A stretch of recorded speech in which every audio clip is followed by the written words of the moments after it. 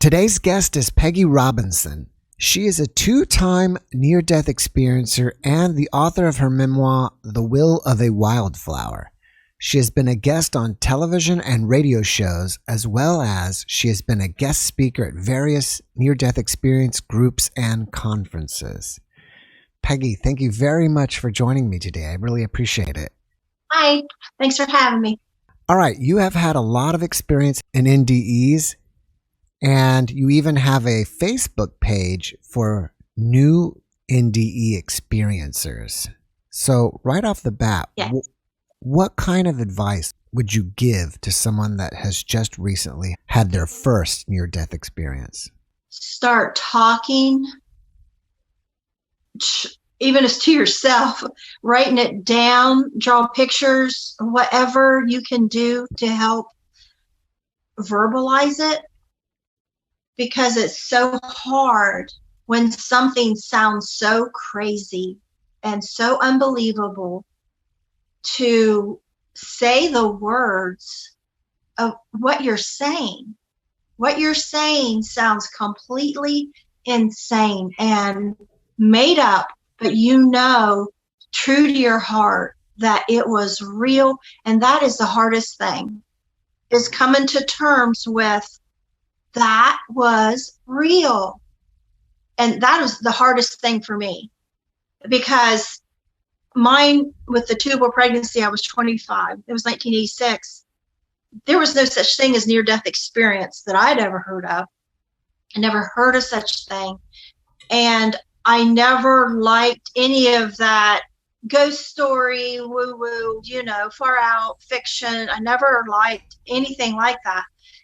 And to say those words to people and to lose my credibility, people think I was a liar or crazy, was very difficult. So it's easy to push away and say, I can't deal with that. I can't talk about it. There's no one that would understand it. But when you do start to care more about what you think than what other people think, and speak your truth from your heart, and be very, very careful of what is true. What did you exactly see, hear, experience? And to me, the truth is in time. So if I can remember something exactly the same way a month from now, 10 years from now, you can pretty guarantee that that is a true memory. That is a true experience. Because it was hard to convince myself, how could that happen? Those things don't happen. I was in heaven, and I was before God and a panel of people and Jesus, and it was my time. I hear a lot of people now that I hear NDEs say, I was told it wasn't my time to come back. Well, that wasn't me. I begged and pleaded to come back, and I knew it was my time, and I wasn't accepting it. And the gratitude of knowing that God sent you back because I begged to raise my children. So my advice to people is to, number one, trust in yourself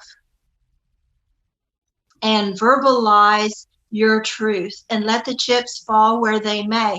There will be people laugh at you and call you names, never want to talk to you again, lose total credibility. But above everything in this world is, a good lesson with this, is with anything, is to thyself be true. It's interesting that you said that people would never want to talk to you again. I find that very strange in a way. And I'm guessing that you have awakened something inside of them that scares them. And that's why they don't want to talk to you. Well, I don't blame them. I pushed my NDE away for a few months because I had lost twins with that NDE. So I had mourning, and then I was pregnant again, and I was afraid I'd die again. And then I lost that baby as well. And so reliving the fact that I had almost died, which is how I feared it in my head, almost died, right? Is how I put it. And then a few months after the NDE, I was in our basement. We had shoulder trader, build a basement, and before he built the top of the house. And I was walking through the living room to go in the kitchen to start dinner, and Oprah Winfrey was new at the time. And I told this at the Dr. Oz producers, and it's like, oh, don't talk about that. Yeah. And I know why they wouldn't want me to talk about it, because people will think, oh, well, that's where she got the idea. I know they're going to think that, but it wasn't. It was Oprah had some people on her show, and they were talking about they had died and come back. And I stopped in my tracks, and I thought, what liars? Oh my gosh, how stupid do they think people are? That's the biggest lie I ever heard. Nobody's going to be dumb enough to believe anything like that. What are they trying to pull? Rolled my eyes, took a step back to go start dinner, and something stopped me. And it just took me over. I thought, why does that sound so familiar? And then it hit me like a ton of bricks. Oh my God, it was real. What happened, what I remembered as soon as I woke up, from being in heaven back in the wheelchair of the twins, that was real. Because at the time I thought, I can't think about that right now. I can't tell anybody, they'll think I'm crazy. And it hit me. That was real. Now, them weird people in Oprah, I don't know if they were telling the truth or not, but it reminded me. And maybe sometimes, we may go a long time without remembering something, and then something will trigger it. And it was no different than that, and I think people hear that and they probably think, oh, well, she decided to be like those people on Oprah. And no. So I perfectly understand why anyone would scoff and say they are liars. They're making this stuff up. They're crazy. They want attention. I understand that so well, because I would be still one of those people if it hadn't happened to me, and I allowed myself to remember it and allowed myself to take ownership of it. Because that night I told my husband, I sat him down after dinner, I said, I got to tell you something. And I was shaking all over when I told him, because when I came back, I was freezing cold, shaking all over. It's like I relived it. And he sat back and he looked at me. He says, I know how it sounds, but I know you. And I can tell you're telling me the truth. Okay, but then what? What do you do then? Nobody else is going to believe you. There's no such thing. I need you just leave it alone. And then years later, I started thinking about it. And then one day I was cleaning my room, and I had Christian music on. I was just kind of rejoicing and got in this nice little zone. And it all started flooding. And I started realizing a lot of the miracles that had happened in my life, including that. And I went and got my adopted kids, and I brought them up and I sat on the bed. And I started telling them, and I was crying, and they were sitting there going, Mom, because they never seen me act like that, talk like that. And then sometime after that, it started raining real hard. I took them out and I got them baptized. I baptized them in the rain. And then I got them going to church and got them baptized in the church, and, things like that.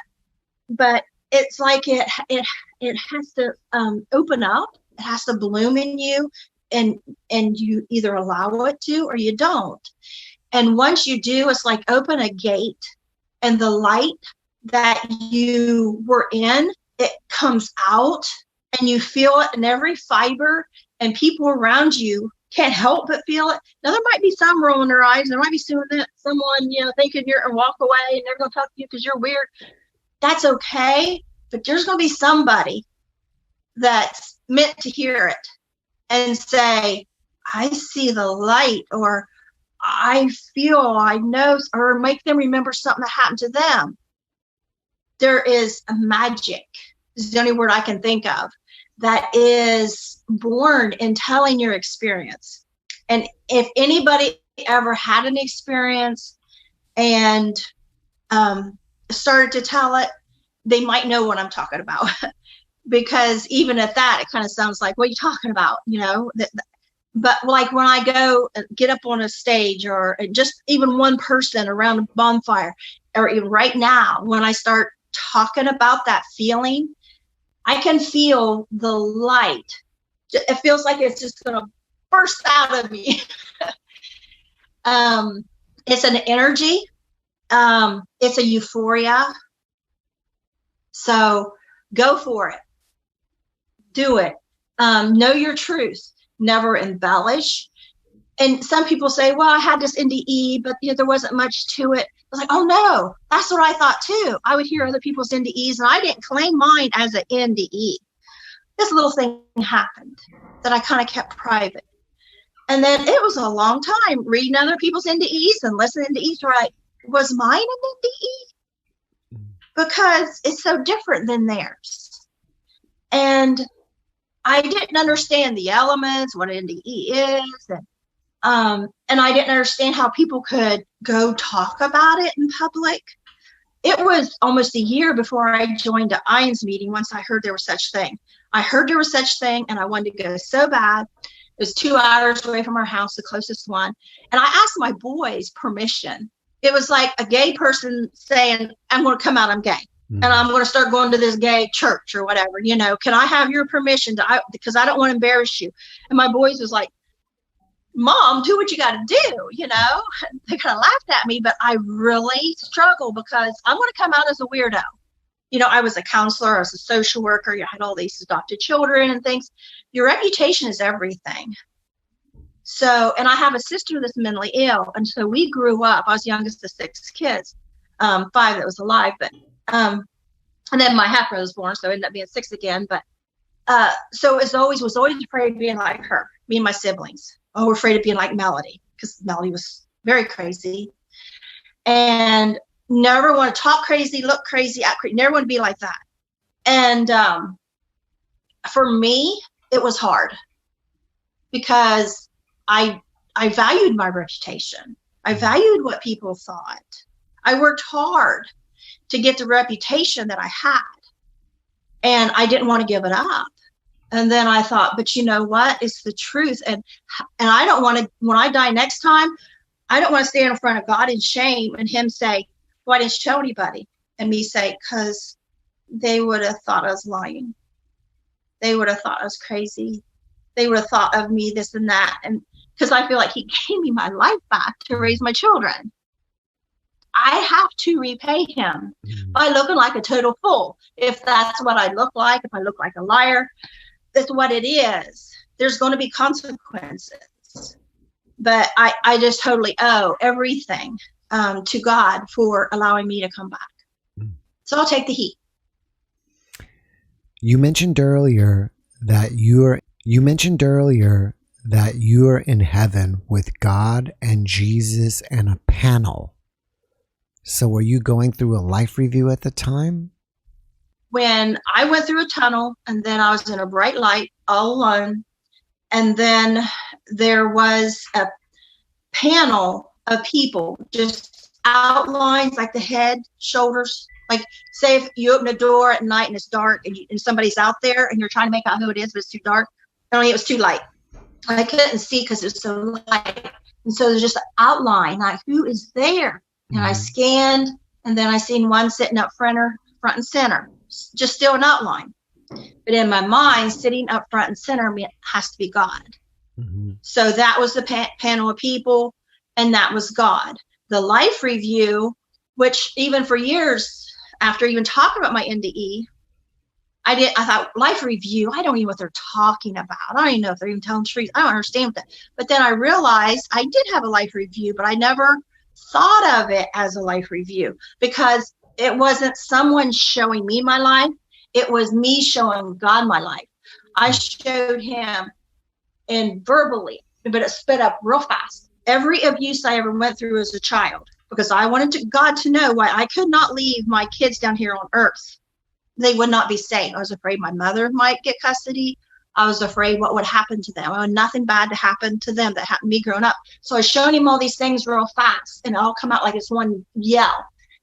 And so that was my life review. That was me reviewing my life, explaining to God why my kids aren't safe down there. And they need their mother. So if that was a life review, I don't know. But for me, that was, I guess, it. And so then life review, and the part of Jesus only come into play when I told God, you can look into the future, you're omniscient. If you see my kids to be better off without me for whatever reason, I agree to stay, but if not, I beg to return.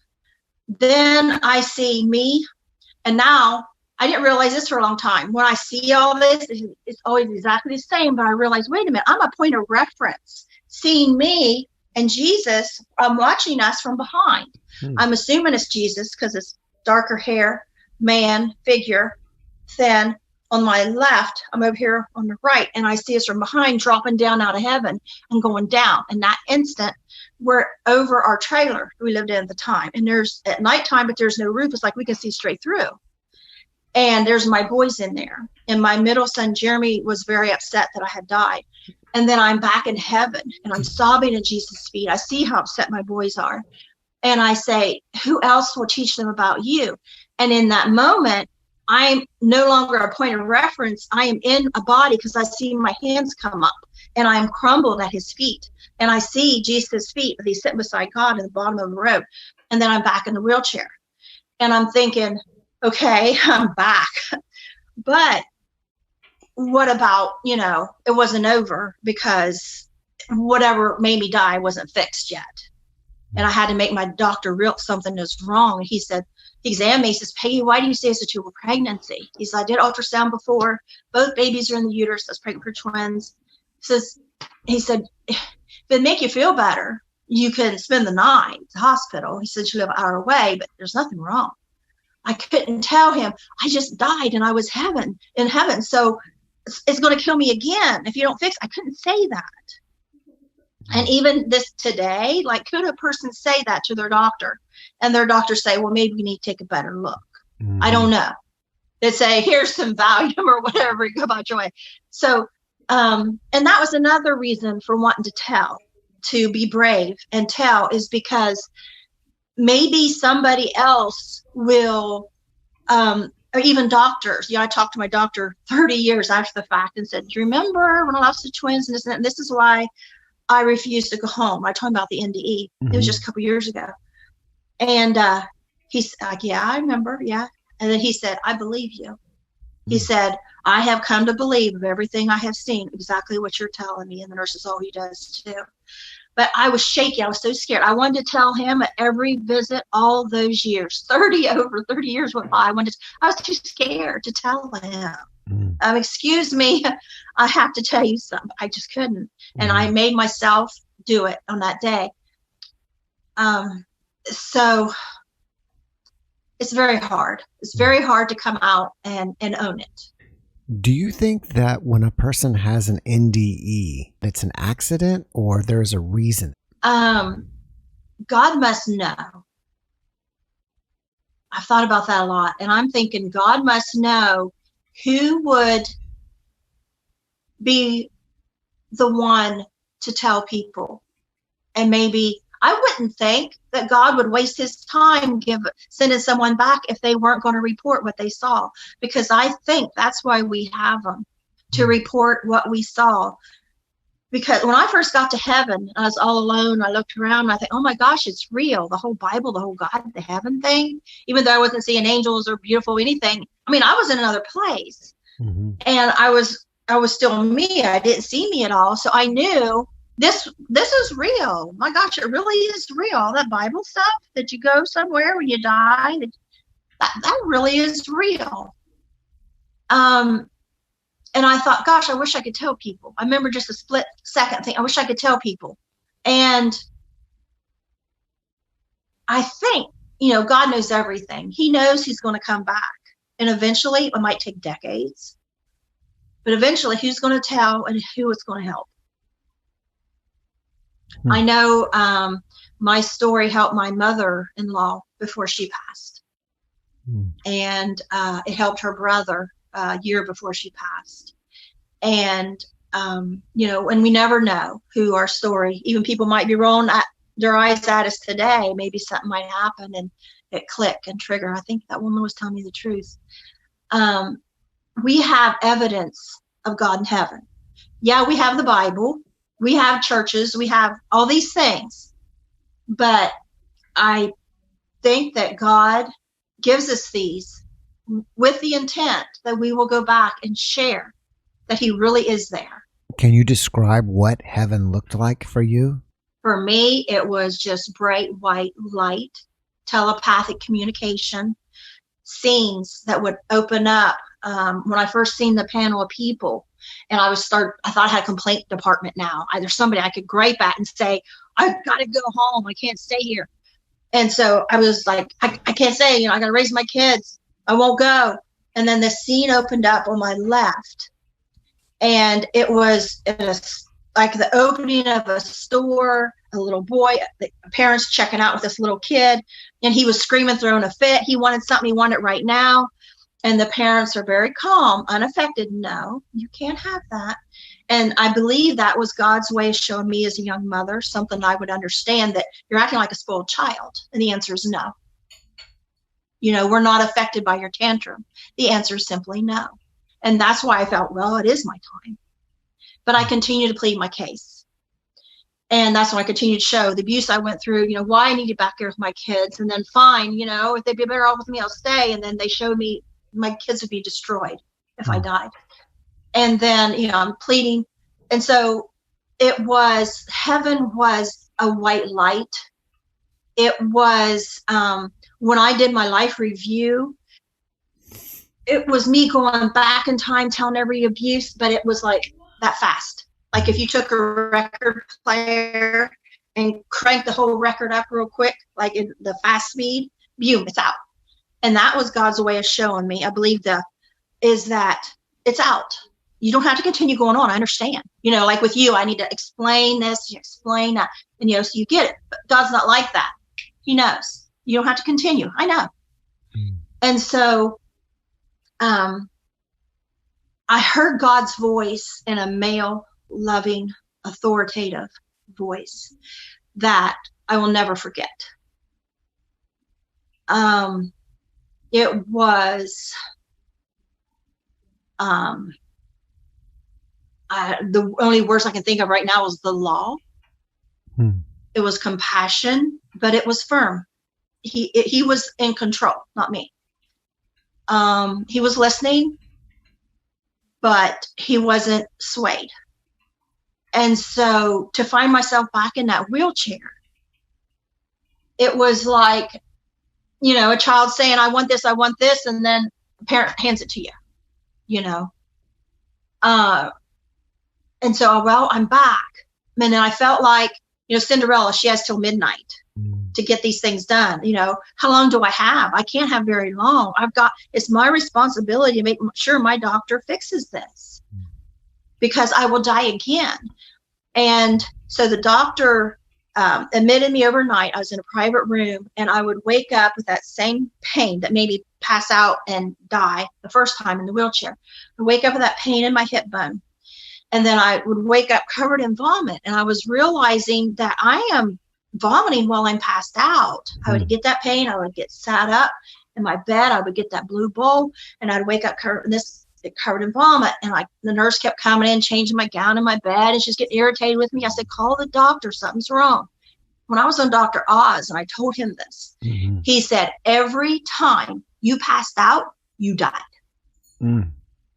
Dr. Oz said that to me. That's interesting. And I'd always felt that. I didn't have any more NDEs that I remember or anything. It's just every time I'd wake up, I thought, God, I know you can't keep doing this. I know you can't keep me alive forever. I just pray that I'll still be alive in the morning, so the doctor will do an ultrasound maybe and find out what's going on, which is exactly what happened. First thing in the morning, they said, doctor, once you get down to ultrasound, they sat me up in a wheelchair. I passed out, so they sit me flat down the bed. They did ultrasound. The doctor come in. He said, Peggy, it's the worst thing imaginable. You got internal bleeding filling your entire abdominal cavity, clear to your chest. And the rest, they called my whole family, and they didn't think I was going to make it. I mean, they had me sign my organs away and everything. So, and there's, more gratitude from that not only did he send me back, he kept me alive all night because I know I kept dying. And that confirmed it when Dr. Oz said, every time you passed out, you died. And I know I did. And like I say, the gratitude that, not only did he just send me back, but he kept me alive all night until the doctor was able to do my surgery. And I had miscarried the next month after that. and no pregnancy, trying. I mean, everything, 7 years, and then going through divorce, and my ex and I got pregnant. And then it was another tubal, but I caught it early because I knew the signs, and my doctor knew to listen to me by then. Because he had told me after the twins, he said, if you're 1 day late, I want you in here getting a blood test to keep ahead of this from being tubal again. Because I had 1 tube left. And so it was another tubal, but we saved the tube. And then my husband and I remarried, and we had a pregnancy. We had a miscarriage, and all these miscarriages around 2 months. Every spring for 3 years. So I went to a fertility specialist, and he said, every one of your miscarriages was a ectopic pregnancy that dissolved in the tube. So I'm thinking, God saved my life every time I got pregnant after that. And I don't think what people understand is, for 30 years, I tried to get pregnant after the twins. I could have died from another tubal pregnancy at any moment, but that's how bad I wanted a baby. I was willing to die to have another baby. And no, but I don't know. God kept me alive through my own stupidity, risking my life. I mean, who would do that? But so I guess you got to pick who you value the opinion of, the world, the people on earth, or God, because ultimately, who's going to judge you? Ultimately, who do you owe something to? So that's just how I look at it.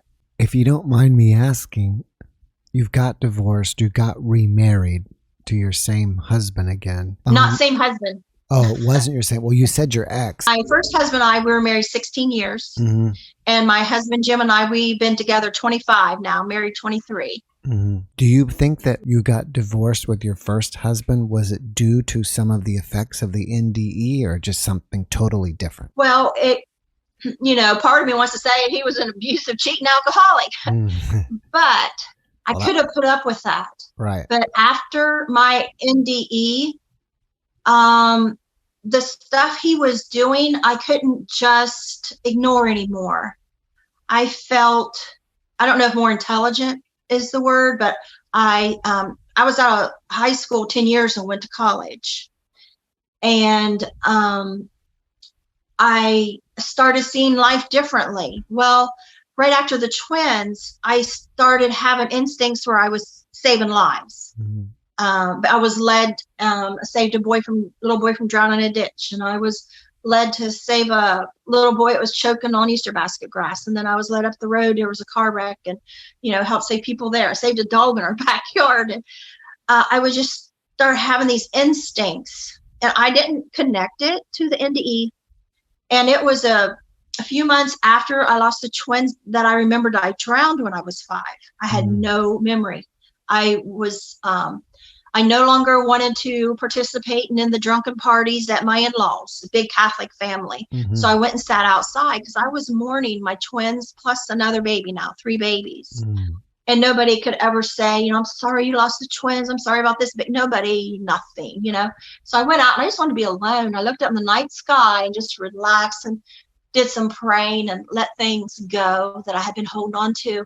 And all of a sudden it was like this big movie theater screen in the sky. I saw the drowning from front to back, and I sat up like it took me over. Did I drown when I was little?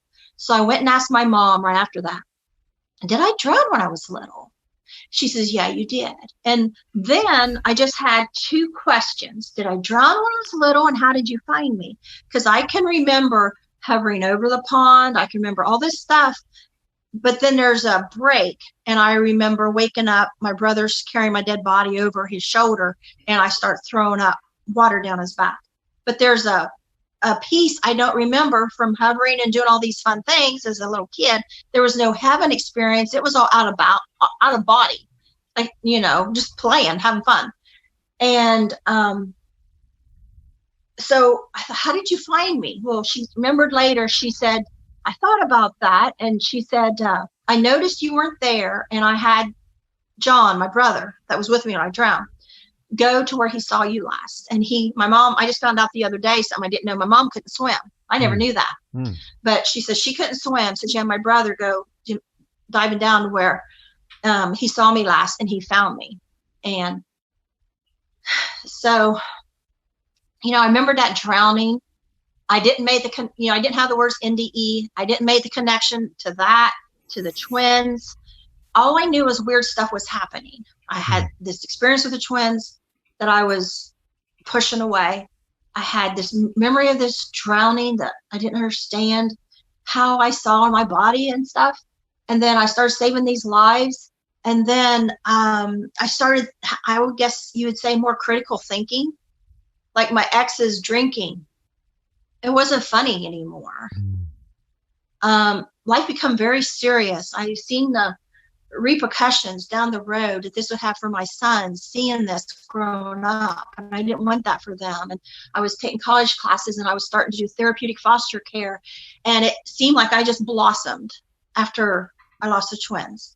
I started changing and growing and getting courage. From the abuse as a child, I had PTSD, and so with that, I pushed everything under the rug. I refused to remember anything. And that refused to remember the good stuff, spiritual stuff that happened as I was growing up, as well as the abuse. You don't go there. And so I was a grandmother before I started really allowing myself to start to remember. And then, nobody wants to hear your stories of abuse. And I live Southeast Ohio. So nobody wanted to hear my spiritual stuff either. And so I just sat down to start writing one day. And I sat down for 3 months. I hardly slept or ate. I started writing, and I couldn't stop. And my book was done. And I never intended to publish. It just happened to be everything was falling in place. A friend said, "Hey, why don't you send it to my publisher?" And I didn't really know her that well. It was someone in the NDE group. And I thought, no. And he was a former monk. And he read it, and it's like, it needs deep editing. I mean, English and all that is, really hard for me. But, I paid the price to have a good editor, but I said, no ghostwriting. This has to be truthful. There's no sense writing your book, to me, a memoir. No sense going through any of this work and putting yourself out there to the public to be scrutinized if you don't own every word as truth. It has to be that important. And, I want it to be a legacy, 100 years from now, somebody could pick it up, or my great-great-grandchildren, or this is my grandmother. This was her life. So I wanted it to be true to my word, and it is. The way you were able to see people in trouble, like the boy eating Easter grass, and not sure what the other one was, but it sounds like you kind of had like this new... A boy drowned in a ditch. Yeah, it sounded like you had like a new ability of premonition or something. Did you have any other new abilities afterwards? It's kind of like these abilities that you don't know you have until you need them or use them. When I graduated college, I started working as a child abuse investigator. In my first month there, I was still in training, and I went to a home, and I went with the guy that had been an investigator for a long time, was training me. And as soon as we walked into this apartment, I went straight to that little newborn in a carrier on the floor, and I knew instinctively something was wrong. And I went over and I touched him, and I had to put my hand on his chest to see if he was breathing. He was barely breathing. He was gray. He was lifeless. And the way the mom had just left him on a carrier on the floor, just everything inside me screamed, this baby is in big trouble. And the guy laughed at me, the investigator. He says, "Well, I don't see nothing. If you feel that strongly, tell a supervisor." So I rushed back 5 minutes away to our office, and I told the supervisor. And she sent a worker that family's her case to take care of. And that worker got very offended. Like, who does this new girl think she is coming in and telling me about my case? And my case is fine.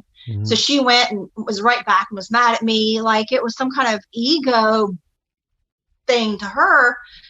Long story short, that baby got life flighted and became a vegetable because he was having seizures. He had failure to thrive. And he, but it was like a couple days after I was there, that first time he went to the hospital, and then a few months, then he got the foster care and then back home. And then the seizures, and I tried to get something done for him then, and this agency wouldn't help me. And that's when he ended up with a vegetable. Wow. And, I documented, I called Children's Hospital. I said, I already know the answer to this. I just need to document your answer if he had been brought there sooner. And she said, oh, well, this baby was born with problems that she had always had, but not to the extent he is now. He's a vegetable now.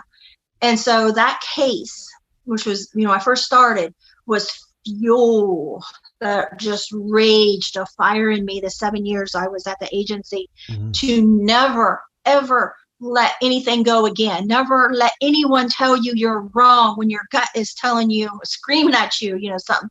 And I became like a bulldozer. And it ended up, I handled 75% of the cases the first 5 years I was there. A lot of the teachers, counselors, they wouldn't report a case to anybody but me. And they say once Peggy gets hold of a case, she don't let go. And so I was extremely good at that. And I didn't stop and think, like, how do I know things? I was really good at getting confessions too. People were like in shock, the confessions I would get. And they're like, how did you do that? Cops would get irritated. Like, how did you do that? And it's like, well, look how you treated them. You yell at somebody, they're not going to tell you their story. They're going to bleed their heart out. Everybody wants to tell their story and tell the truth. Just give them a chance and treat them like a human being. So I do think that was part of the gifts of that maybe even started back with the drowning, because during the drowning, I got a very strong sense of injustice. I was shown my family didn't love me. And I said, well, that's not fair. I was a feisty little 5-year-old. You just showed me that my family don't love me. And then you tell me children are sent here to be loved. That is why God sends them here. But I'm not loved. Well, that's not fair. So this injustice, this little spunky, tiny little kid was like inside me that I repressed so much because I was so shy. And I was so awkward. I didn't have words to say how I felt. And you know that now. But family from my ex-husband, they see me now and like, my gosh, you are so changed. You were so quiet before. You hardly said anything. You practically hide behind the refrigerator in parties. I don't want anybody to see me. And now I'm just so open and out there.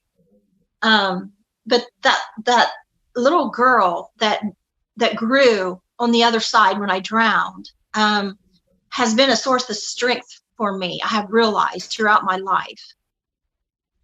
What inspires you most about helping people who have had NDEs? When you say that, what comes to mind is there is a guy. I had a group. I had an IANS group that I had started.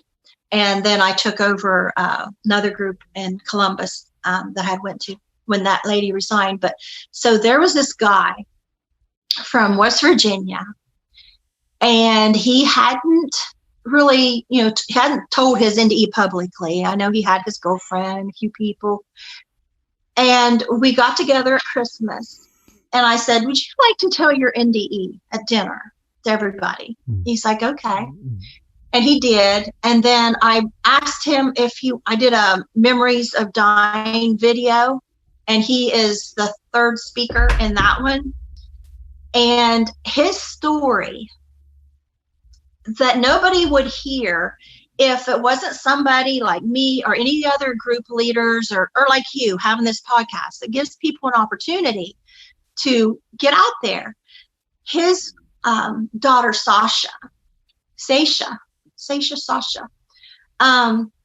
was born with, and I don't remember the medical term, but she never walked, talked, I don't want to use the word vegetable, but she was, not really here. She wasn't supposed to live long. I think she lived to 18 or something. And she died. He had a near-death experience, which was something with surgery. And he woke up, he thought, maybe it was just a dream, but the doctor told him, we lost you for a while. And he got thinking, well, maybe that wasn't a dream, because he never had a dream like that before. It was so real. He saw his daughter. She was running and laughing and playing, hugging him. And he saw his dad that had passed. And the guy just weeps when he tells of his daughter, Sasha, and seeing her run and play, and Daddy, I love you and miss you. And I'm bawling. You know, he's bawling, I'm bawling. And I can just feel the man's heart. And I can feel the joy he had in heaven when he saw her.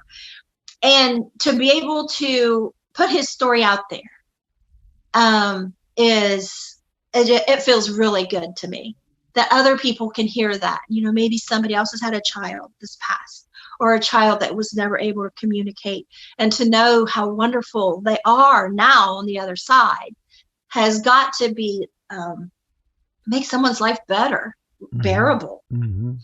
Yeah, that's an amazing story. So you have your book that's out. Where can you get it if people want to buy it? It's on Amazon, or like, you know, anything. You can buy books online, like Walmart, Barnes and Noble, Books and Million, you know, anything where you can buy books online. Oh, okay. Sorry. Oh, it's okay. So you have 2 Facebook pages, right? Can you tell us all the names of them, so if people want to join them? I have NDE Newbies, which anybody can join. But the reason I made it is for, like, the guy I was just talking about, that maybe has never told their NDE before. Like, a lot of people know how to go on a podcast, or go do this, or they're asked to do this or that because they got a book. But all these experiences are just as valuable. You know, there's none better than the other. And so I wanted to give a fair playing field for everybody. You know, somebody just had one, and who do I call? You know, or somebody's had one for years and they just like to tell it. And then I have, it was called Near-Death Experience 2000. Well, it's almost 2021. So I just changed it to NDE News.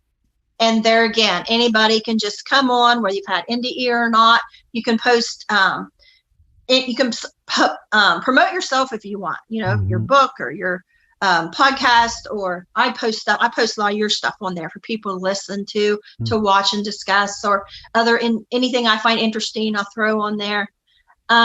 Just a place for anyone that's had a near-death experience to join, to get together and talk and discuss, or just interested in NDEs. Thank you. Do you feel it's better for people to actually talk about their NDE rather than keeping it bottled up inside? I think keeping bottled up inside is good for a while if you need to. I did for a long time, and I look back now, I couldn't have kept talking about that back then. You know, I had to worry if my ex was going to prove me unfit mother because I'm crazy. If you have a job where people really depend on your expertise, or you may not want to throw yourself out there and look like a big old weirdo, because you're going to look like a big old weirdo. You're going to have people say, she's a liar. He's a liar. He's just, you wrote a book trying to get rich. And that's funny in itself. But you really got to do what you need to do at the time. It may not be the time for you to bring it out. Right. But when you're ready, just know there's places to go. You know, it's interesting that you said that, because it reminded me of another guest on a podcast. And this is something totally different. This guy was saying that he was seeing UFOs, and he was a guy that would pick up oil at an oil rig and transport it. But he also said he didn't want to tell anybody because we don't want this crazy guy driving oil all over the place. I think I just listened to that last night. Is that where he like went on a wrong road and don't know how he got on that road? I think that's I'm not really sure if that different one. Might be a different one, but I think his name's Ronnie Dawson.